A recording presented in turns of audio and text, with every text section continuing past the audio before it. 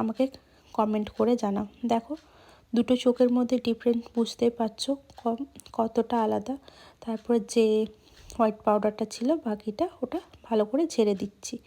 দেখতেই পাচ্ছ দুটো আই কমপ্লিট করে নেওয়ার পরে কাজটা করেছি। তারপরে তোমরা এখানে মাস্কারা ইউজ করে নিতে পারো।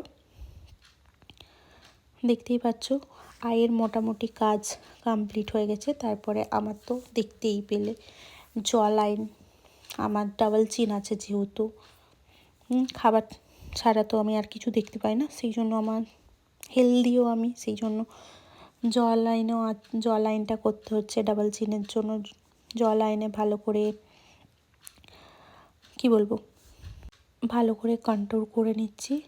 তারপরে নাকের কাছে কন্ট্রোল করে নিচ্ছি। আমার এমনিতেও নাকটা সুন্দর, তারপরেও একটু পাউডার টাচ আপ বা ফাউন্ডেশন টাচ আপের পর একটু শার্প করার দরকার পড়ে। তারপরে গালের কাছে একটু তার সঙ্গে সঙ্গে কাট ক্রিয়েট করে নিচ্ছি।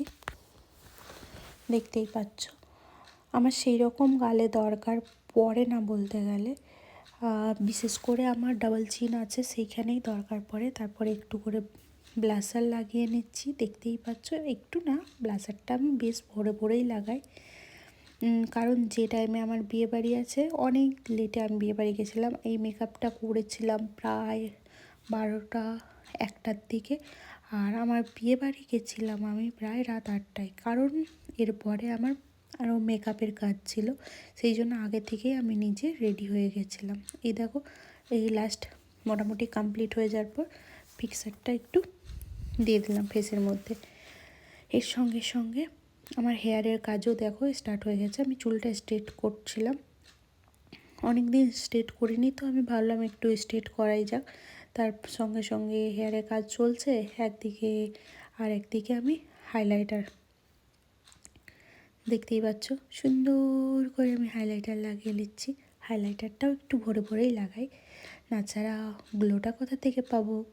এই দেখো হাইলাইটার লাগানো হচ্ছে।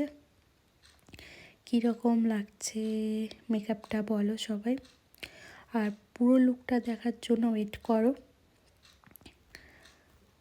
আর আমার মেকআপ তোমাদের কীরকম লাগে অবশ্যই তো কমেন্ট করে জানাবে।